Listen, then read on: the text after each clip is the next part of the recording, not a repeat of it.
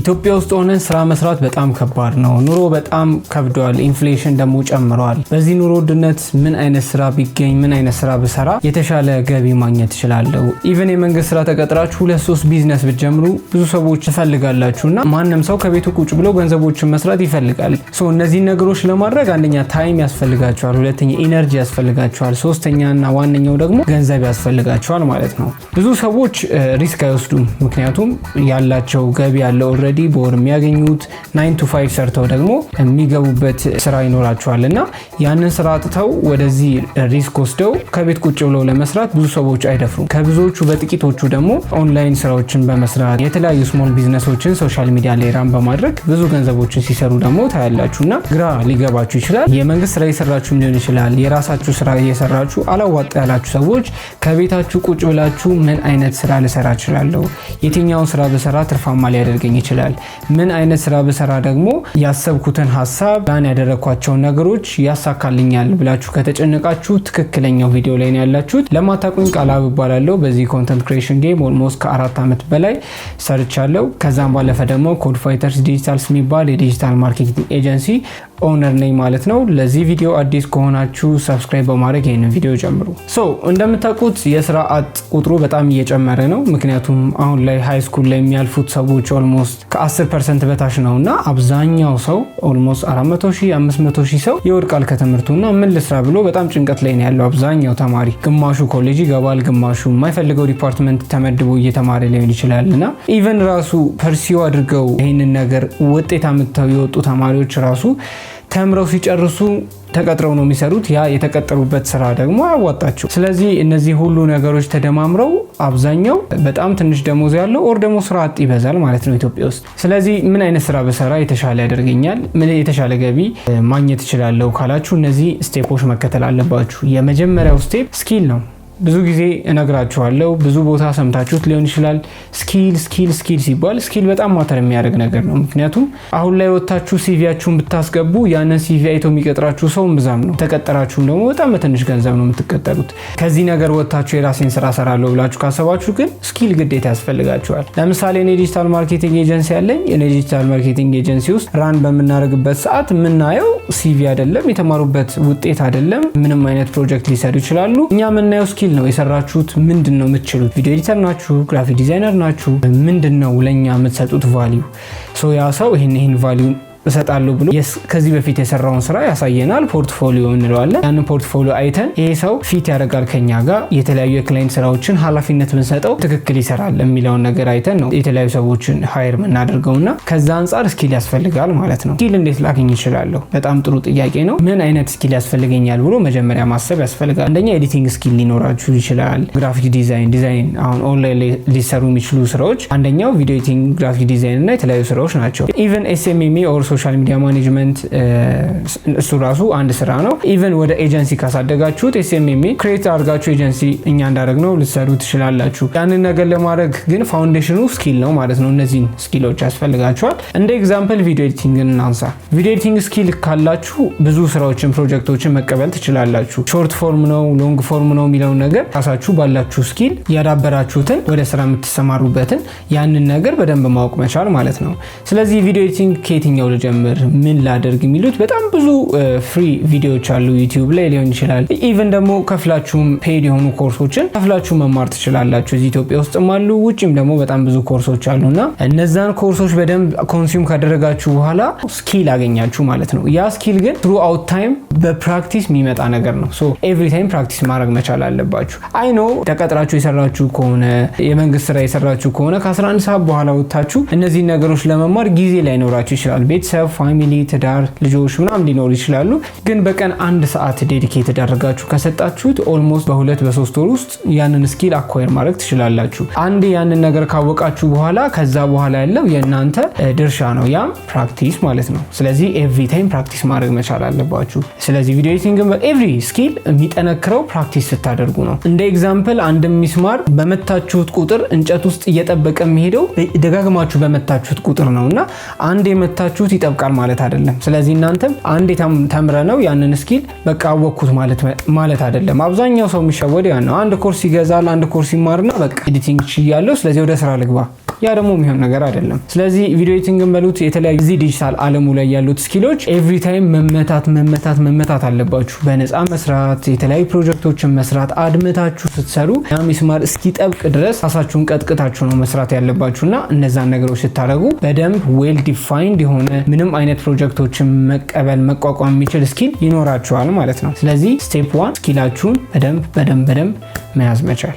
ስቴፕ 1 ጨረስን። ስቴፕ 2 ደግሞ ፖርትፎሊዮ ቢልድ ማድረግ ነው። ፖርትፎሊዮ ሲባል እስካሁን የሰራችሁትን ፕሮጀክት በደንብ ኦርጋናይዝ አድርጎ መሰብሰብና ከዚህ በፊት ምን ሰራችሁ ስትባሉ የምታሳዩት ነገር ፖርትፎሊዮ ይባላል። ስለዚህ ቅድም እንዳልኳችሁ ስኪላችሁ ላይ በደንብ ቀጥቅጣችሁ ከሰራችሁ በኋላ የምትሰሯቸው ስራዎች፣ ፕሮጀክቶች ነፃ ሊሆን ይችላል፣ ለትላልቅ ድርጅቶች ሊሆን ይችላል፣ ታዋቂ ለሆኑ ሰዎች ሊሆን ይችላል። እነዛን ስራዎች በደንብ ከሰራችሁ በኋላ ያንን ቢልድ የምታደርጉት ፖርትፎሊዮ ነው። ስለዚህ ያ ፖርትፎሊዮ የእናንተ አሴት ነው። ነገ ላይ የተለያየ ዲጂታል ማርኬቲንግ ኤጀንሲ ልትሉ ትችላላችሁ። የተለያዩ ስራዎችን አፕላይ ስታደርጉ ከሌሎቹ ሰዎች በልጦ የሚገኘው የእናንተ በፖርትፎሊዮአችሁ ነው። ስለዚህ ዌል ዲፋይንድ የሆነ ትልልቅ ፕሮጀክት የሰራችሁበት፣ ሰዓታችሁን ጊዜያችሁን ዴዲኬት አድርጋችሁ ስኪላችሁን በደንብ ሾው ኦፍ ያደረጋችሁበት ፖርትፎሊዮ ቢልድ ይደረጋል ማለት ነው። ሁለተኛው ፖርትፎሊዮአችሁን በቀላሉ ቢልድ ማድረግ መቻል ነው። ስቴፕ 3 ስንገባ ብዙ ሰዎች ሚስ የምታደርጉትና አንደርስታንድ የማታደርጉት ነገር ስለሆነ በደንብ አድርጋችሁ ስሙት። ስቴፕ 3 ስራዎች መፈለግ ነው። ስራ ስትፈልጉ ብዙ ሰዎች ኖርማሊ አፕላይ ነው የምታደርጉት። 1-2 ቦታ አፕላይ ካደረጋችሁ በኋላ ይሄ ስኪል ለኔ አልሆነም፣ እኔ ለዚህ አልተፈጠርኩም፣ ሰው አይፈልገኝም ብላችሁ ጀስት ትተውታላችሁ። ያን ሁላ ጊዜ ያጠፋችሁበትን ስኪል እንደቀልድ ትተውታላችሁ ማለት ነው። ያ ደግሞ ትክክል ያልሆነ ነገር ነው። ስለዚህ ቢልድ ያደረጋችሁ ስኪል አለ፣ የሰራችሁ ስራ አለ፣ በጣም ብዙ ፕሮጀክቶች አሉ፣ ፖርትፎሊዮ ቢልድ አድርጋችኋል። ስለዚህ ዴዲኬትድ ሆናችሁ ስራዎችን አፕላይ ማድረግ መቻል አለባችሁ። ይህንን በዚህ መንገድ ክላይንት ልታገኙ ትችላላችሁ። እኔ ቤስት ወይ ምለውና እኔ ደግሞ በእናንተ ቦታ ሆኜ በነበርኩበት ሰዓት ብዙ ክላይንቶችን ያስገኘልኝን 1-2 ሜተዶች ልንገራችሁ። የመጀመሪያው እኔ ራሴ ሪች አውት አድርግ ነበር። ሪች አውት ስላችሁ እንደዚህ ስኪል አለኝ፣ እንደነዚህ አይነት ስራዎችን ሰርቻለሁ፣ ለእናንተ ብራንድ እንደዚህ ብሰራ ሞሮፍ የእናንተ እዚህ ወደዚህ ከፍ ማለት ቻንሱ ከፍተኛ ነው። ስለዚህ ምናምን ብዬ ፒች አረጋችኋል። 10-15 ሰዎች ጋር ሪች አውት አደረግ ነበረ። ከነሱ ውስጥ 1-2ቱ አክሴፕት አድርገው ነበረ። በሰዓቱ በደንብ ሰርቼ ነበር፣ በደንብ ገንዘብ አግኝቼ ነበር። ስለዚህ እንደነዚህ አይነት ሰዎችን ሞሮፍ የምታገኟቸው ኢንስታግራም ላይ ነው። ስለዚህ ሰርች እያደረጋችሁ በየኒሹ ሰርች እያደረጋችሁ ለነዚህ ሰዎች አፕላይ ማድረግ ማለት ነው። ለምሳሌ ሪል ስቴት ሊሆን ይችላል፣ ካፌ፣ ሬስቶራንቶች፣ የተለያዩ ዴንታል ክሊኒኮች፣ በጣም ብዙ ዘርፎች፣ በጣም ብዙ ኒሾች አሉና ለነሱ አፕላይ ስታደርጉ ከነሱ ውስጥ አንድ ሰው ልታገኙ ትችላላችሁ። ስለዚህ አሁን ኤግዛምፕል እየሰጠኋችሁ ያለሁት አክቹሊ በቪዲዮ ኤዲቲንግ ነው።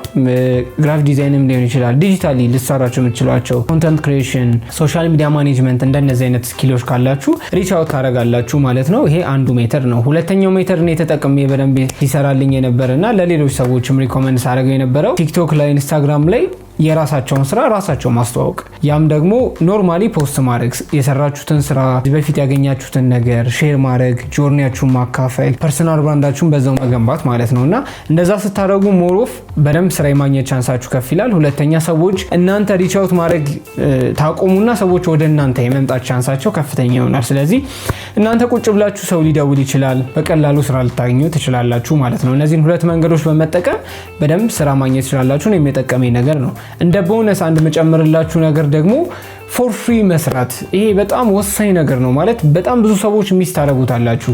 ፖርትፎሊዮን ቢልድ የምታደርጉት ኤቭሪቲንግ የምትሰሩት በነፃ ስትሰሩ ነውና በነፃ ማገልገል መቻል በደንብ ብዙ ነገር ያስገኝላችኋል። ኢቭን ምንም ባይከፈላችሁ ራሱ ፖርትፎሊዮአችሁ ላይ አድ ታደርጉታላችሁና በነፃ ለትልልቅ ክሬተሮች ሊሆን ይችላል፣ ለትልልቅ ድርጅቶች እኔ በነፃ ልስራላችሁ፣ ለውጡን እናንተ ይዩት፣ ለውጡን ካያችሁት በኋላ ትከፍሉኛላችሁ ብላችሁ በዚህ መንገድ መስራት መቻል ያ በጣም አሪፍ ነገር ነው ለእናንተ ማለት ነውና እንደዛ ብታረጉ በደንብ ስራዎችን ማግኘት ትችላላችሁ ማለት ነው። ስለዚህ እነዚህ 3 ሜተዶች በመጠቀም አፕላይ ማድረግ፣ ስራ ማግኘት።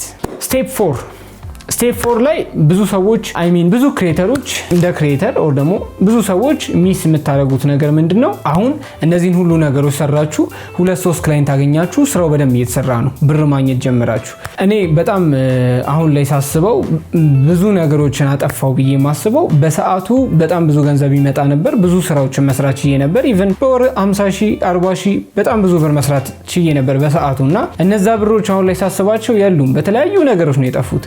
ምግብ፣ ምግብ፣ ልብስ ምናምን አነሳሳሪ የሆኑ ነገሮች አለ አይደለ? ብር ሲመጣ ብዙ ነገሮች ያምራችኋል፣ ወደዛ ነገሮች ሺፍት ታደርጋላችሁ፣ ብራችሁ ይጠፋልና ያ በጣም ብዙ ብር ያጠፋሁት ነገር ኢንቨስት አድርጌው ቢሆን ኖሮ አሁን ላይ ብዙ ነገሮችን መስራት ይችል ነበር። ስለዚህ የምትሰሩት ስራ ላይ ኢንቨስት ማድረግ፣ ለምሳሌ ቪዲዮ ኤዲተር ከሆናችሁ በስልካችሁ ጀምራችሁ ሊሆን ይችላል ክላይንት ያገኛችሁት፣ ፒሲ መግዛት፣ ፒሲ ኢንቨስት ማድረግ። ኮንተንት ክሬት እንደኔ የምታደርጉ ከሆነ ደግሞ ካሜራ፣ የተለያዩ ኢኩዊፕመንቶች ላይ አሴቶች ላይ ኢንቨስት ማድረግ። ምክንያቱም ነገ ላይ ስራ የሚያመጣላችሁ ነገ ላይ ስራችሁን ቀጥ አድርጎ የሚይዝላችሁ ይሄ ስለሆነ አነሳሳሪ የሆኑ ነገሮች ላይ ኢንቨስት ከማድረግ ብራችሁን ከማጥፋት ይልቅ የምትሰሩት አክቹአሊ ብር የሚያመጣላችሁ ነገር ላይ ኢንቨስት ማድረግ ትልቅ ነገር ነው ማለት ነው። ስለዚህ ከምንም በላይ ስራችሁ ይቀርማል ማለት ነው። ስራችሁ ላይ ኢንቨስት ማድረግ አለባችሁ። ስቴፕ 5 እና የመጨረሻው ደግሞ ክላይንቶች አግኝታችሁ ሊሆን ይችላል፣ የተለያዩ ስራዎችን እየሰራችሁ ሊሆን ይችላል። እነዛን ክላይንቶች የሚከፍሏችሁን ሰዎች ሪቴንሽናቸውን ጠብቀው ኮንቲኒየስሊ እንዲከፍሏችሁ ማድረግ መቻል። ያ ደግሞ እንደየስራችሁ ሊለያይ ይችላል። አሁን ለምሳሌ ቪዲዮ ኤዲቲንግ ከሆነ በየወሩ ቪዲዮ ኤዲት የምታደርጉላቸው ከሆነ አክቹአሊ በየወሩ ይከፍሏቸዋል። ከዛ ውጪ ግን ዋን ታይም ፕሮጀክቶች ሊሆን ይችላሉ። ሶሻል ሚዲያ ማኔጅመንት ለተወሰነ ጊዜ ኮንትራት ተፈራርማችሁ ሊሆን ይችላል። እንደዛ ከሆነ ለተወሰነ ጊዜ ልትሰሩ ትችላላችሁ። እሱ አስማች አስ ፖሲብል ሎንገር ተርም ማድረግ መቻል፣ ነገሩን በደንብ ሰፋ አድርጋችሁ ማየትና አክቹአሊ ኢነርጂ ፎከሳችሁን ኤነርጂያችሁን እዛ ላይ ሰጣችሁ የነዛ ሰዎች ላይ የምትሰሩላቸው ሰዎች ላይ ትልቅ ኢምፓክት መፍጠር መቻል አለባችሁ። ምክንያቱም ነገ ላይ ያለ እናንተ ያ ነገር አክቹአሊ ፐርፎርም የማያደርግ ከሆነ እዛ ቦታ ላይ እናንተ በጣም ተፈላጊ ትሆናላችሁ ማለት ነው። ስለዚህ ኮንቲኒየስሊ እየተከፈላችሁ እዛ ፖዚሽን ላይ ለረጅም ጊዜ መስራት ትችላላችሁና ኢቨን እየሰራችሁት ያለው ስራ ኮንቲኒየስሊ ገንዘብ የማያመጣላችሁ ከሆነ ዋን ታይም በሚመጣላችሁ ገንዘብ ኮንቲኒየስሊ ሊያመጣላችሁ የሚችሉትን ነገሮች መጀመር መቻል አለባችሁ ማለት ነው።